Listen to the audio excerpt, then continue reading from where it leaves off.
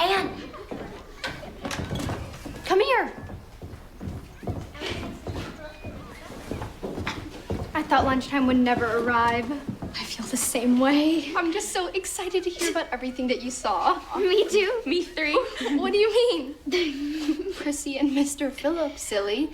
In the supply room. I told them about the pet mouse. It's just all so shocking. I wasn't too sure about it though, so I thought maybe you could tell them. I just can't believe it. Me neither. Prissy and Mr. Phillips are having intimate relations, all right?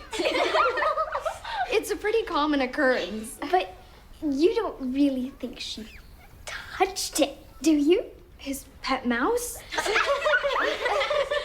Spy with my little eye. Go away. Stop spying. Stupid boys. Are they really making a baby? It's disgusting. He's the teacher. And again, Prissy doesn't look quite grown up this year. Do you think they're in love? When it comes to intimate relations, I'm not sure it matters. Oh my. Do tell, Anne. Well, in my experience with Mrs. Hammond and her drunken husband. Drunken husband? Oh my. They're the people you lived with before you came to Green Gables? They were the last ones, yes. And he was a drunkard? Oh, indeed. Mr. Hammond always had his moonshine. And after he'd partaken, he would stomp around the house like Frankenstein's monster, and everybody would run. But nobody faster than Mrs. Hammond, because she knew he was going to make her pet his mouse. And did she? I believe she had to. Oh my. I could hear everything. Everything? To this day, I don't know quite what to make of it. There were times I heard laughing and it sounded like fun, but there were other times I was sure he was murdering her. Either way, it sure made Mrs. Hammond mad.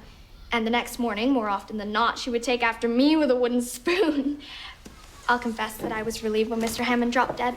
I didn't miss the sting of his belt one bit. Is lunchtime over already? No, I won't eat next to dirty trash. Come on, girls, before we all become tarnished.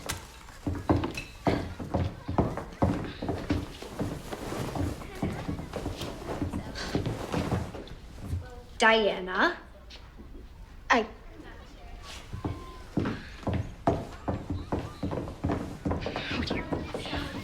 Let me go see if there's anything to be done.